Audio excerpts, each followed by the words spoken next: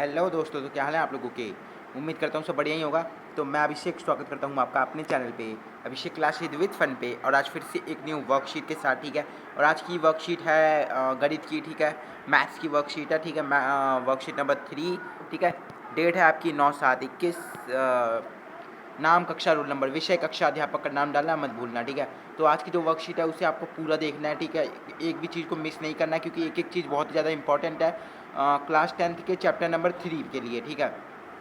जो class 10th का chapter number 3 है वो इम्पॉर्टेंट है, ठीक है। और उसका बेसिक जो है ना, वो इस जो आज की वर्कशीट आई है इससे शुरू होता है, ठीक है। तो आज जो कोई भी इस वर्कशीट को पूरा देख लेगा, वो क्लास 10th की जो आने वाली चीज़ें हैं उनको आराम से समझ पाएगा, ठीक है। तो आज की इस वीडियो को प्लीज़ पूरा देखना। चाहे आप लोग स्पीड बढ़ा भी सकते हो, 2x पे देख लो, ठीक है। पर इस वीडियो को प्लीज़ पूरा देखना। पर इस वर्कशीट को शुरू करने से पहले मैं आपको कुछ इस वर्कशीट के कुछ और बेसिक को बताना चाहता हूँ। तो उसके लिए हमें चलना पड़ेगा नेक्स्ट फ़ोटो पे। आप में से लगभग सभी लोग ग्राफ के बारे में जानते होंगे, ठीक है। जो ग्राफ होता है वो कुछ इस तरीके का होता है, जैसे कि आपके सामने है, ठीक है। इस तरीके का कुछ ग्राफ होता है। ये स्क्रीनशॉट मैंने आपकी वर्कशीट से लिया था, ठीक है। तो होता क्या है कि जो ग्राफ के इस साइड वाला होता है, ठीक है, ये होता है वाई अक्ष, ठीक है। और जो इस साइड वाला होता है ये होता है एक्स अक्ष, ठीक है। ये होती है पहली कोटि, ये दूसरी, ये तीसरी और ये चौथी,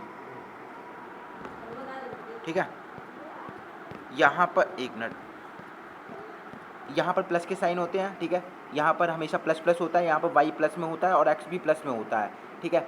इस साइड क्या होता है, इस साइड पे एक्स माइनस में होता है पर वाई प्लस में ही रहता है, ठीक है। इसलिए ये प्लस प्लस हो जाएगा और ये माइनस प्लस हो जाएगा, ठीक है। अब तीसरे वाले की बात करेंगे तो तीसरे वाले में दोनों साइड पे माइनस होता है, ठीक है। देखो इस साइड एक्स माइनस पे है और इस साइड वाई भी माइनस पे होता है, तो दोनों माइनस में ही होते हैं। तो तीसरा वाला जो होता है वो माइनस में होता है। चौथा वाला में यहाँ पर जो एक्स होता है वो प्लस में होता है, वाई माइनस में होता है। तो चौथे वाले में प्लस माइनस हो जाता है, ठीक है। तो पहले वाले में क्या होता है, एक मिनट मैं इसे हटा देता हूँ। पहले में होता है प्लस प्लस, दूसरे में होता है माइनस प्लस, तीसरे में होता है माइनस माइनस और चौथे में होता है प्लस माइनस, ठीक है। ऐसे याद रखना, पहले और तीसरे में प्लस प्लस प्लस माइनस, जो पहला होता है उसमें प्लस प्लस होता है, तीसरा होता है उसमें माइनस माइनस होता है, जो दूसरा होता है उसमें माइनस प्लस होता है और जो चौथा होता है उसमें प्लस और माइनस होता है, ठीक है। तो ये बात आपको याद रखनी है। तो अब हम अपनी वर्कशीट को शुरू कर सकते हैं, ठीक है। तो आज वर्कशीट का टॉपिक है दो चर वाले रैखिक समीकरण हल और ग्राफीय निर्देशन, ठीक है। जो मैंने आपको दिखाया था ना, वो भी एक तरीके से बहुत ही ज़्यादा इंपॉर्टेंट है। अभी जो इसे पहले देखा था हमने, ठीक है, प्लस माइनस माइनस प्लस वाला। तो उदाहरण करेंगे, ठीक है। उदाहरण भी करना बहुत ही ज़्यादा इंपॉर्टेंट होता है, ठीक है। क्वेश्चन आंसर कर लेंगे, कोई फ़र्क नहीं पड़ता, हमें वर्कशीट को समझना भी है तो उदाहरण भी करेंगे। तो उदाहरण है, ग्राफ को ध्यान से देखें, ठीक है। एक ग्राफ दिया गया है वर्कशीट में, उसे ध्यान से देखना है और प्रश्नों के उत्तर देने हैं। हमें ए निर्देशांक को देखना है कि ए निर्देशांक कहाँ है, और डी इसे हम कोऑर्डिनेट कहते हैं, ठीक है। जो ये देख रहे हो ना, ये कोऑर्डिनेट है। जो जो पहला वाला होता है उसे हम एक्स कहते हैं, ठीक है। जैसे यहाँ पर 2 है तो 2 एक्स है, यानी वो एक्स अक्ष पे मिलेगा। और जो 3 है वो वाई है, यानी वो वाई अक्ष पे मिलेगा, ठीक है। जो पहले लिखा होता है, जैसे यहाँ पर ए में पहले 2 लिखा हुआ है, ठीक है, तो 2 क्या हो गया, एक्स अक्ष हो गया। फिर उसके बाद जो लिखा हुआ 3 है, तो 3 क्या हो गया, वाई अक्ष, ठीक है। और दोनों प्लस प्लस में है, यानी ये पहली भुज में आएगा, ठीक है, पहली में आएगा, क्योंकि पहला वाला जो था वो प्लस प्लस का था, ठीक है। डी निर्देशांक क्या है, डी निर्देशांक है माइनस का 3, यानी एक्स माइनस का 3, और वाई जो है वो 0 रहेगा, ठीक है। उसके बाद है निर्देशांक 1 माइनस 2 और 2, एक माइनस का 1 और 2, ठीक है, के प्रदर्शित बिंदु, यानी जो एफ है वो -1 और 2 पे स्थित है, ठीक है। और जो निर्देशांक 3 और -3 है वो जीव है। तो इसका आंसर देखते हैं, ठीक है, ये रहा। तो आपको इसे अपनी कॉपी में एज इट इज़ उतार लेना है, ठीक है। और यहाँ पर मैंने जो है ना, देखो मैं आपको बताता हूँ, यहाँ पर मुझे इनका पता दिया गया था, ठीक है। यहाँ पर मुझे इनका पता दिया गया था कि ग्राफ में आप इसको ढूंढो, इसको ढूंढो, इसको ढूंढो और इसको ढूंढो, ठीक है। तो मैंने ढूंढ दिया यहाँ पे, ठीक है। इस तरीके से देख लो, यहाँ पर जो 2 है वो यहाँ पर है और 3 यहाँ पर है, तो इस तरीके से मैंने इसे मिला दिया, ठीक है। जी में प्लस का 3 यहाँ पर है, माइनस का 3 यहाँ पर है, इसे यहाँ पर मिला दिया, ठीक है। और एफ़ में माइनस का 1 यहाँ पर है और 2 यहाँ पर है वाई का, तो इसे मिला दिया। और जो 3 है वो यहाँ पर है, 0 यहाँ पर है, तो इसे मिला दिया। और इस तरीके से उदाहरण हो जाता है, ठीक है। अब देखेंगे नेक्स्ट क्वेश्चन नहीं है, नेक्स्ट समझने वाली बात है, ठीक है। तो अगला है, मान लीजिए ए, बी और सी एक वास्तविक संख्या है। वास्तविक संख्याएं वो संख्याएं होती हैं जिनके अंदर सारी संख्याएं सम्मिलित होती हैं, ठीक है। वॉल नंबर जिसे हम इंग्लिश में कहते हैं। यहाँ पर ए और बी जो है ना वो दोनों शून्य नहीं है, ठीक है। जो ए और बी हैं वो शून्य नहीं है, हो सकता है प्लस के हो सकता है माइनस के हो, पर शून्य नहीं है, ठीक है। तो ए एक्स प्लस बी वाई बराबर सी, जो ये ए एक्स प्लस बी वाई बराबर सी है ना, ये रैखिक समीकरण होते हैं, उनकी जर्नल फॉर्म है, ठीक है। उनकी क्या है, जर्नल फॉर्म है, ठीक है। जब भी आप किसी भी रैखिक समीकरणों को जब भी आप किसी भी रैखिक समीकरण को सॉल्व करोगे ना, तो आपको ये वाली जर्नल फॉर्म देखने को मिलेगी। हमेशा याद रखना, A X plus B Y is equal to C, ये जनरल फॉर्म आपको हमेशा देखने को मिलेगी जब भी आप रैखिक समीकरण को, रैखिक बहुपद को सॉल्व करोगे। रैखिक बहुपद कौन होते हैं, जिनकी एक घात होती है, जिनके पास ओनली एक घात होती है, ठीक है। यह दो चर है, ठीक है, यहाँ दो चर है। कौन कौन से चर है, एक्स और वाई। चर क्या होते हैं, चर वो होते हैं जिनका हमें पता ना हो, जिनकी वैल्यू हमें पता ना हो, जिनकी वैल्यू हमें पता करनी हो, वो चर होते हैं। हिंदी में भी ऐसे अंक होते हैं जो कि जिनकी हमें संख्या ज्ञात ना हो, ठीक है, उनकी संख्या हम ज्ञात करते हैं, ठीक है। तो यहाँ पर जो चर है वो क्या है, एक्स और वाई है, ठीक है। ए भी गुणांक है, देखो यहाँ पर जो एक्स है वो ए के साथ गुणा हो रहा है, वाई है बी के साथ गुणा हो रहा है, ठीक है। तो यहाँ पर क्या है, ए और बी गुणांक है, और जो सी है वो और जो सी है, ठीक है, जो सी है यहाँ पर आप लिख लेना, जो सी है वो अचर है, ठीक है, ऐसे लिख लोगे, अचर है, मैं लिखना भूल गया था, ठीक है। सी अचर समीकरण है, ठीक है, इसको आपको पूरा लिखना है, ठीक है। अपनी कॉपी में नोटबुक में प्लीज़ लिख लेना, चाहे आप उदाहरण करो ना करो, इसे जरूर कर लेना, ठीक है। अब अपने क्वेश्चन आंसर्स को शुरू करेंगे। तो लगभग 7 मिनट में हमने इस वर्कशीट का बेसिक क्लियर कर दिया, ठीक है, और कितनी जल्दी कर दिया, बहुत ही ईजी वे था समझने का। अब इसके बाद हम शुरू करेंगे स्वयं प्रयास कीजिए, ठीक है। सॉरी, तो यहाँ पर पी है आपका, एक मिनट में से थोड़ा सेमी लाइट है यार, तो पी है, ठीक है। हमें फिर से पता दिया गया है और हमें उसे ग्राफ पे बनाना है, ठीक है। और जो प्राप्त आकृति होगी ना, जो प्राप्त होगी, हमें कोई भी आकृति होगी उसका प्रकार बताना है, वर्ग है, ठीक है, आयत है, समांतर चतुर्भुज की आकृति में, हमें उसे बताना है कौन सी आकृति में हमें मिलेगा। तो P का पता ये रहा, Q का पता ये रहा, और R का पता ये रहा, ठीक है। पति का मतलब यहाँ पर जो 4 है वो x है, ठीक है, जो पहले लिखा होता है वो x होता है, और जो 0 है वो y है, क्योंकि जो दूसरे लिखा होता है वो जो पहली संख्या होती है वो x होगी, और जो दूसरी होगी वो y होगी, ठीक है। तो P हो गया 4 और 0, तो यहाँ पर देखो P 4 यहाँ पर है, ठीक है, 4 यहाँ पर है, 0 यहाँ पर है, तो यानी मेरे जो P होगा, जो मेरा P होगा वो यहाँ पर होगा। देखो मैं दिखाता हूँ आपको, जो P होगा वो यहाँ पर होगा, ठीक है। उसके बाद कह रहा है Q, तो Q मेरा यहाँ पर होगा, क्योंकि Q 4 और 4 है, तो Q यहाँ से, ठीक है, क्योंकि Q जो Y है वो यहाँ पर है, ठीक है, Y का 4 यहाँ पर है, X का 4 यहाँ पर है, तो इन दोनों को ऐसे मिला देंगे, ठीक है। इस तरीके से हमने Q की भी जो Q का पता था वो पता कर लिया।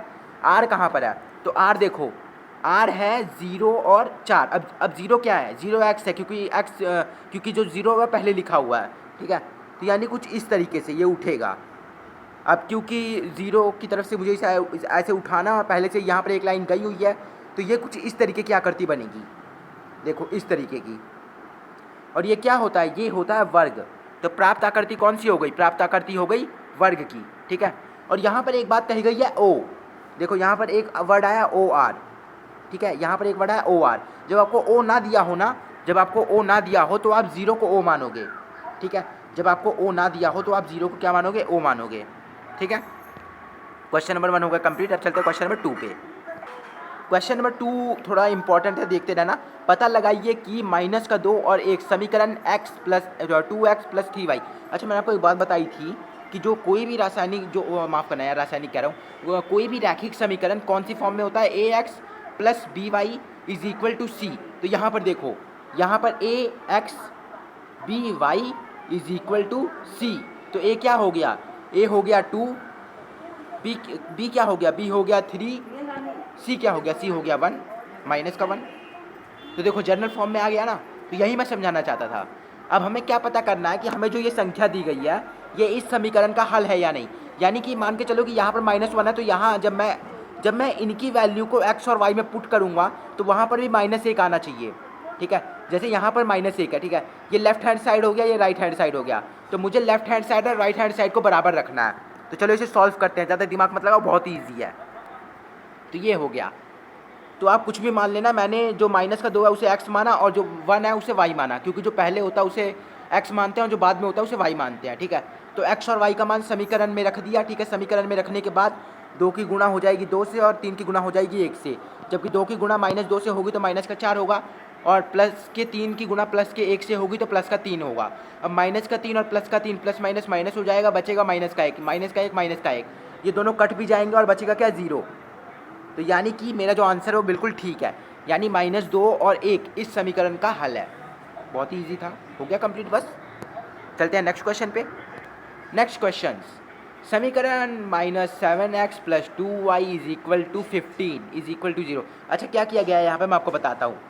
ये अभी जनरल फॉर्म में ही है, यहाँ भी ax + by और = नहीं है, ठीक है, माइनस का c है, तो ये भी जनरल फॉर्म ही होता है, ठीक है। एक बार लिख के दिखा देता हूँ, ठीक है। ax + by माइनस का c बराबर 0। अब जब मैं इस माइनस के c को यहाँ लेके जाऊँगा ना, तो ये प्लस का c बन जाएगा।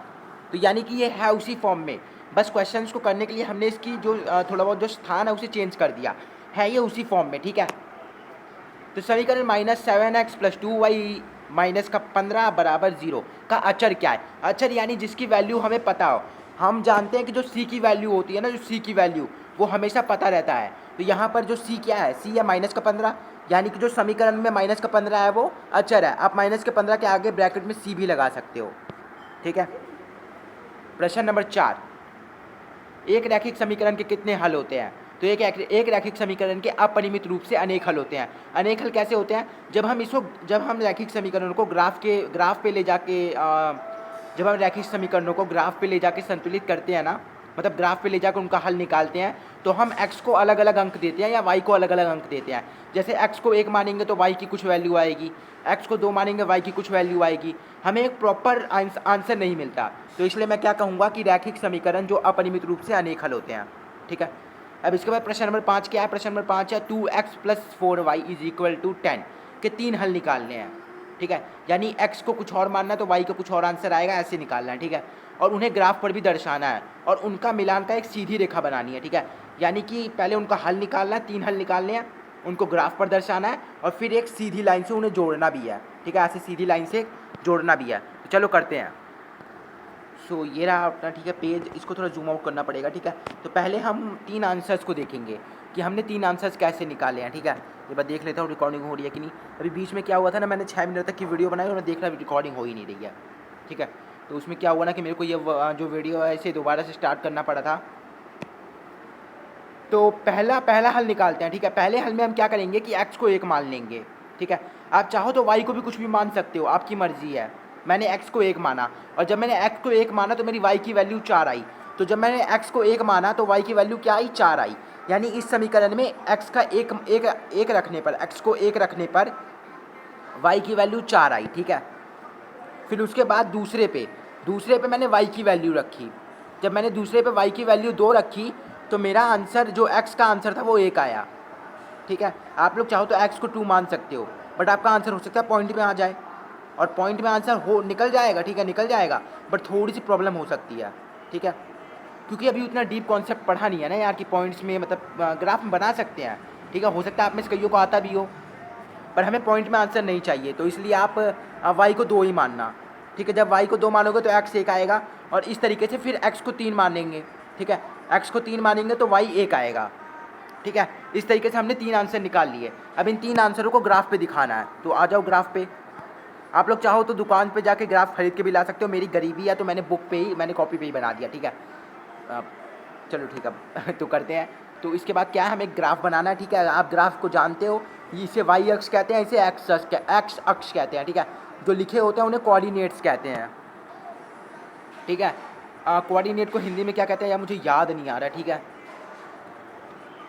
तो इस तरीके से यहाँ पर आप यहाँ ये देखो, यहाँ पर जितने भी आंसर आए वो सारे प्लस में आए हैं, तो मैंने ओनली प्लस प्लस के लिखे हुए हैं, ठीक है। जो ये आपका पहला हो गया, भुज पहली हो गई, ठीक है। यहाँ पर दोनों साइड में प्लस प्लस होता है, तो यहाँ पर प्लस प्लस में ही मेरे तीनों आंसर आए थे। देखो कोई भी आंसर मेरा माइनस में नहीं आया, ठीक है। सारे आंसर प्लस प्लस में आए हैं, तो मैंने प्लस वाला ही बनाया, ठीक है। और कोई बनाने की ज़रूरत ही नहीं पड़ी, ठीक है। तो अपने को जब मैंने x को 3 माना था, ठीक ठीक है। तो मेरा आंसर 1 आया था, ठीक है, यही था ना। जब मैंने x को यहाँ पर देखो ना, यहाँ पर जब मैंने x को 3 माना था तो मेरा आंसर, 1 मिनट यार ये क्या हो गया, जब मैंने x को 3 माना था तो मेरा आंसर 1 आया था, है ना। तो वही चीज़ मैंने यहाँ लिख दी, x यहाँ पर है और 1 यहाँ पर है, ठीक है। इस तरीके से ऐसे इसे जोड़ भी सकते हो, ठीक है। एक मिनट मैं इसे जोड़ देता हूँ, ये यहाँ पर हो गया, ठीक है। फिर उसके बाद जब हमने y को 2 माना था तो x की वैल्यू 1 आई थी, ठीक है। तो y 2 और x की वैल्यू 1, ठीक है।